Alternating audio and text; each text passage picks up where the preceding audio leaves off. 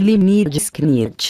Perfil, parte 02. As primeiras gravações. Em 1968, o Lynyrd Skynyrd consegue gravar um single, Need All My Friends, em Shade Tree, um título baseado em sua cidade natal. O lado B do single apresenta a canção Michelle, uma música que, se comparada com o que viria mais tarde, demonstrava o quanto o Lynyrd Skynyrd da época tinha uma sonoridade básica, mas onde já se notavam lampejos de ferocidade futura. Em outubro de 1970, a banda já contava 5 anos de existência e centenas de apresentações. Como empresário, passaram a contar com Alan Walden, irmão do presidente da Capricorn Records. Alan conseguiu para o Skynyrd a gravação de algumas demos no King V Studios, Muscle Shoals, Alabama. As gravações, com a primeira versão de Freebird e outros futuros clássicos, foram concluídas em 2 sessões, durante a primavera de 1971. Neste ano, por um breve período, até o início de 1972, participou da banda Rickey Medlock, tocando bateria. Ele também contribuiu com algumas composições e chegou até a cantar. Curiosamente, Rickey retornaria ao Skynyrd em 1996 como guitarrista, sendo idolatrado pelos novos fãs. O baixista Leon Wilkeson entrou na banda no final da segunda sessão, em 1972. Trabalharam como produtores das demos Jimmy Johnson e Tim Smith, que mais tarde seriam homenageados por Ronnie em Sweet Home Alabama, como The Vampers. Também nessa época junta-se à banda o tecladista Billy Powell. Billy entrou para o Lynyrd Skynyrd como Roadier. Um dia, ao ouvi-lo tocando piano entre as sessões de gravação, Ronnie perguntou por que nunca havia dito que sabia tocar o instrumento. Powell respondeu que estava feliz com seu trabalho de roadier e não ambicionava tocar com a banda. Mas Ronnie tinha outras ideias bem antes de Billy fazer parte do grupo e o convidou para integrar o Skynyrd. Powell é o integrante do grupo com melhor instrução formal de música, tendo estudado piano. Apesar de ser basicamente uma guitar band, o Lynyrd Skynyrd ganhou muito com os teclados. Impossível conceber Freebird sem a intensa introdução criada por Billy, o solo de Twist da Is Gone e os arranjos de diversas outras. O Southern Rock, com bandas como Allman Brothers Band, Marshall Tucker Band e Vet Villiers, estava no auge, assim como de forma geral, o blues rock, através de bandas inglesas, que beberam da fonte, como Led Zeppelin e Free. Esta é uma grande influência ao Skynyrd, tanto da parte do vocalista Paul Rodgers, para Ronnie, e do guitarrista Paul Kossoff, para Gary. O Lynyrd Skynyrd retornou a Jacksonville e posteriormente, estabeleceu-se em Atlanta, passando a tocar no Fun No Shows, um clube barra pesada, conhecido como o mais perigoso da cidade, algo que em parte, colaborou para a posterior reputação dos membros da banda serem beberrões, encrenqueiros e mal encarados. A vida pessoal dos integrantes havia mudado. Allen Collins casara-se com Kathy Jones em 1970 e Ronnie, que fora casado brevemente com uma mulher chamada Nadine, e com esta, teve uma filha, Tammy, casa-se novamente em 1972, com Jude Van Zandt-Gines, que sempre apoiou a carreira do marido. O faz tudo, músico, performer e produtor, A.L. Quoter, que tinha deixado o Blood Sweat Tears, havia criado um selo chamado Sound Soft Soul com distribuição pela MCA Records. Em turnê tendo Badfinger como banda de apoio, Quoter nota o Lynyrd Skynyrd em Atlanta e os convida para assinarem contrato com o seu selo. A Alice Cooper produziu o primeiro disco dos Skynyrd, no qual tocou diversos instrumentos. Leon saiu brevemente dos Skynyrd neste meio tempo e Ronnie lembrou-se de Ed King, ainda da turnê com os Strawberry Alarm Clock. Ed foi convocado para contrabaixo. Depois, quando retornou, Leon encontrou a formação dos Skynyrd estabelecida com nada menos que 3 guitarristas, imprimindo aquela que seria uma das principais características da banda: o furioso ataque de 3 guitarras solo. Allen dividia-se basicamente entre uma Gibson Firebird, uma Explorer com alavanca e uma Fender Stratocaster com braço de Telecaster. Gary usava sua inseparável Les Paul 59, apelidada de Bernie S, uma SG, e Ed King dava preferência a uma Stratocaster. O novo formato da banda trouxe boa dose de inspiração e dessa fase de criatividade surgiu os Sweet Home Alabama, que só seria lançada mais tarde. O disco de estreia iniciam a gravação de pronúncia de Le Nerd Skin, nerd em português, pronunciado Le Nerd Skin, nerd, seu disco de estreia, no estúdio 1 de Duraville, Geórgia, tendo a Alice Cooper como produtora e Rodney Mills como engenheiro de som. Cooper foi praticamente um membro da banda no disco. Tocou contrabaixo e mellotron, Twice das Gone, além de fazer backing vocals, sob o pseudônimo de Roosevelt Oak. Em 1973 assinam com a MCA Records e lançam o pronúncia de Le Nerd Skin, nerd. Sucesso imediato do disco, apesar de sua longa duração, Freebird se tornaria uma espécie de hino, tocando de forma maciça nas rádios. Também se destacaram no trabalho Jimmy Three Steps, Simple Man e Twice Das Gone.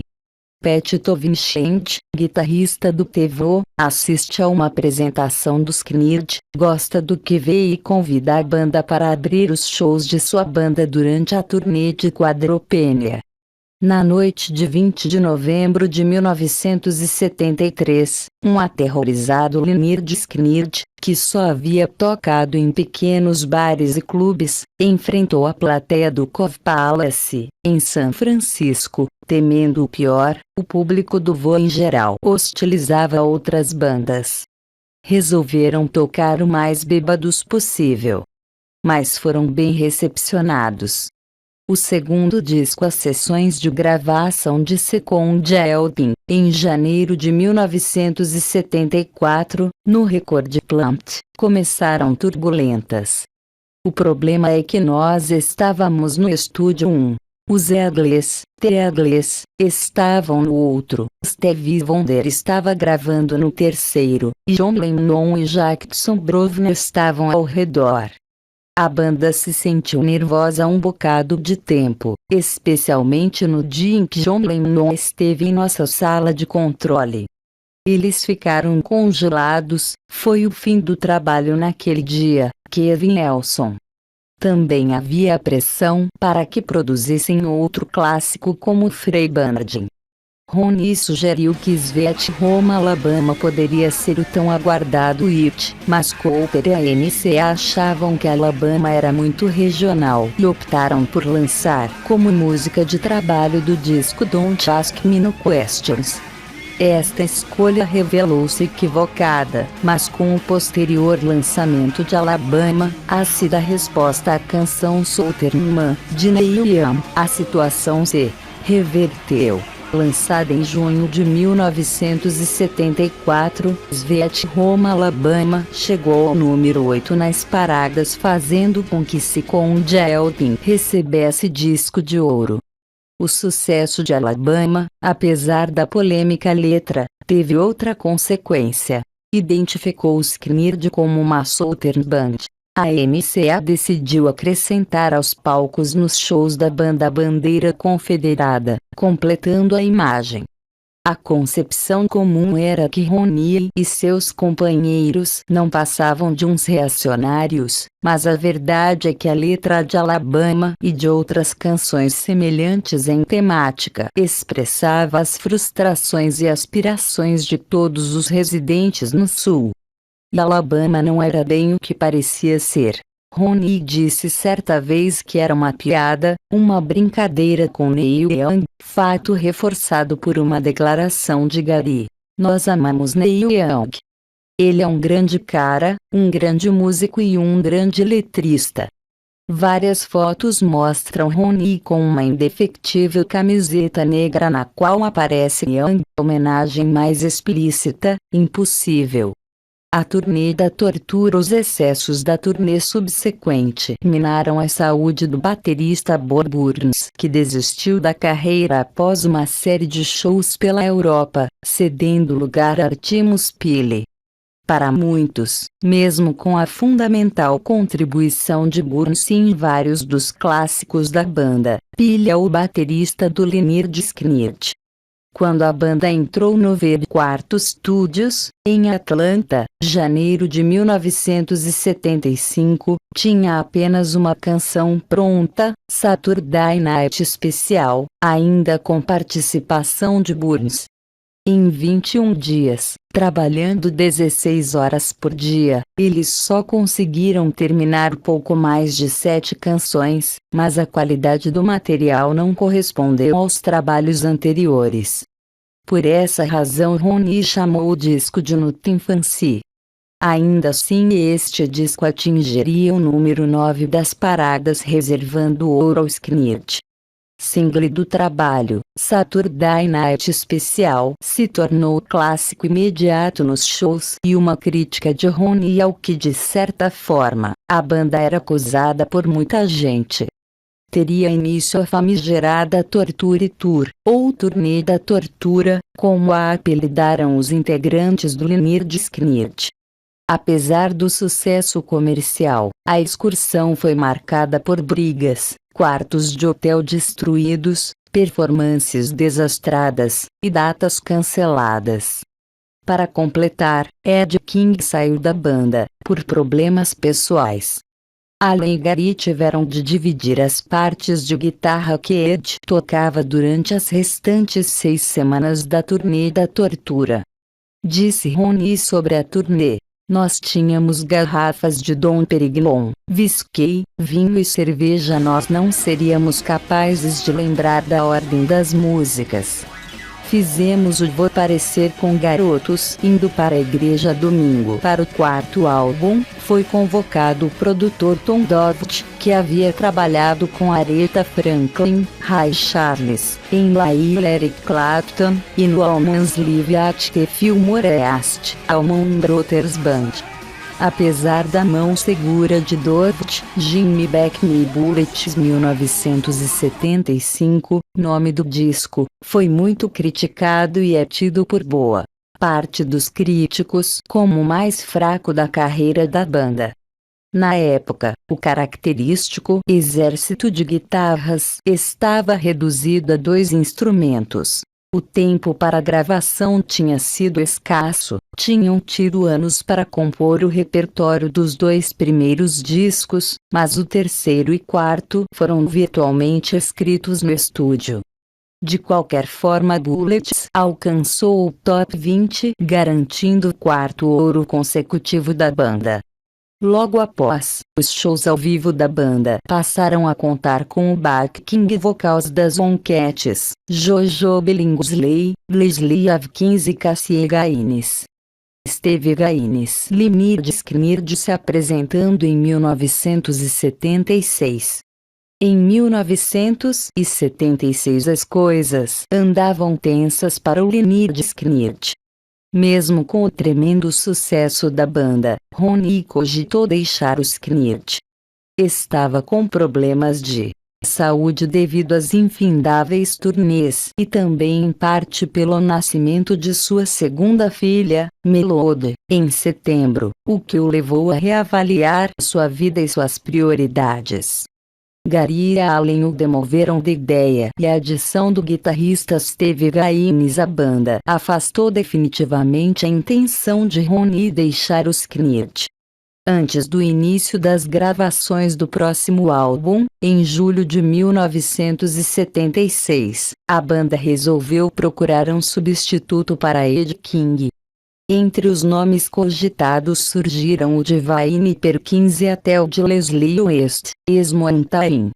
Mas as opções se revelaram frustrantes. West queria que a banda passasse a ser chamada de Leslie West Limited Knird. Foi quando Cassie Gaines lembrou aos membros da banda que seu irmão mais novo, Steve Gaines, tocava guitarra e que este poderia fazer uma jam com o LS. A ideia não agradou a princípio. "Ninguém faz jams conosco", disse Gary. Mas ela, Cassie, nos convenceu a lhe dar uma chance. Então ele juntou-se a nós no palco uma noite, sem ter ensaiado ou qualquer coisa, e quando começou a tocar, Allen e eu olhamos um para o outro e nossos queixos caíram, acrescenta.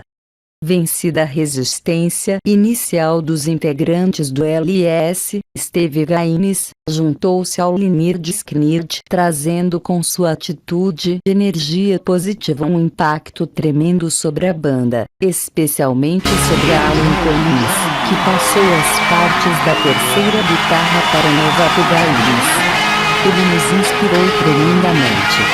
Ele era um grande cantor também e poderia ter chegado um pouco no traseiro de Ronnie, empolgaria. Gaines conhecia o trabalho do LS, costumava tocar Saturday Night Special com sua banda anterior, Crackdado, mas ele teve apenas um mês de ensaios antes das gravações do novo disco ter início. Mas o batismo de fogo de Steve Gaines foi sem dúvidas shows que resultaram no disco duplo One More From Peru, lançado em 1976. Como parte da mudança de imagem que Ronnie queria para o Lynyrd Skynyrd, eles se engajaram na campanha Save the Fox, para preservar um tradicional teatro de Atlanta, na Geórgia. Eles encararam a defesa do teatro, chegando a receber o título de cidadãos honorários de Atlanta. O disco foi gravado em 3 shows no Fox Theatre com produção de Tom Dove. Vendeu horrores, sendo inclusive lançado no Brasil, apresentando performances arrasadoras para os principais clássicos da banda e para Crossroads, do Glenn Smith e Quebrado e Robert Johnson. Ronnie e seus companheiros tinham sempre amado a paixão crua do blues de Johnson e outros pioneiros, lutando para capturar esta energia em suas próprias canções. E como os anos passados, os membros do Skynyrd tinham dedicado suas vidas para sua música. A versão ao vivo de Credit, com a frase introdutória de Ronnie: "Que canção vocês querem ouvir?", sobe nas paradas. Ainda em julho, tocam em benefício da campanha do candidato a presidente Jimmy Carter. Em agosto, se apresentam no Vote Hall, na Inglaterra. Performance que bem mais tarde apareceria no filme Credit, Kennedy. No final de semana de setembro de 1976, os guitarristas da River Symptom e Allen Collins ficam feridos em 2 acidentes de carro distintos. O episódio seria tema para a letra de Cat Smith, escrita e apresentada durante a turnê seguinte ao lançamento de One More From Peru.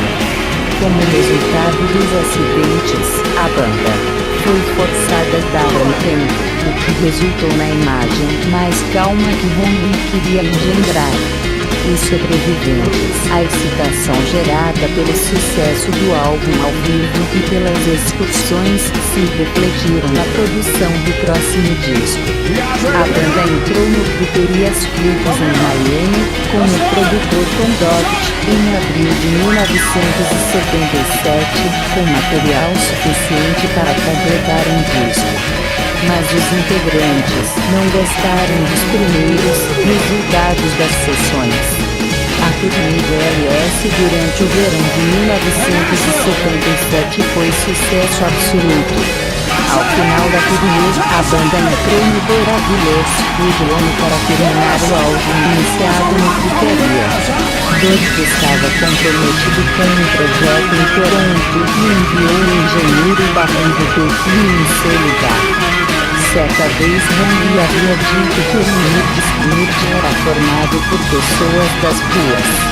A partir disso, da sua reputação de encrenqueiro, surgiu o título do álbum, Street Survivors, Sobreviventes das Ruas.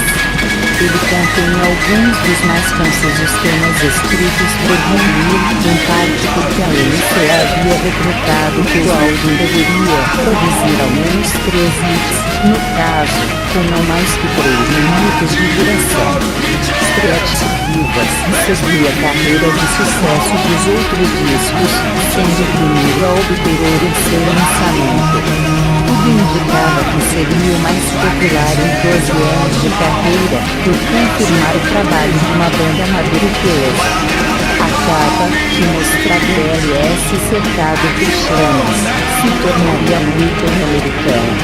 Hits instantâneos, como Touch Me, idade sobrenome uma crescente participação de galinhas que brilham em várias faixas e chega até a assumir os vocais em You Got That Right.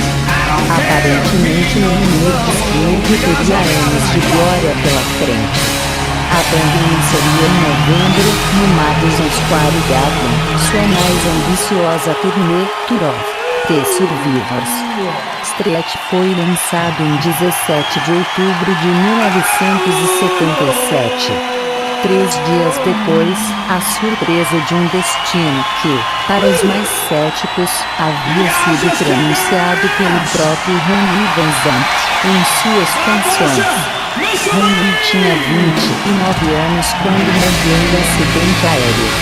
E havia escrito na canção ao primeiro quando Lisbeth a notícia preferida de sua filha Melody. Eu posso ver o concreto, rastejando lentamente. Senhor, me leve antes que ele chegue.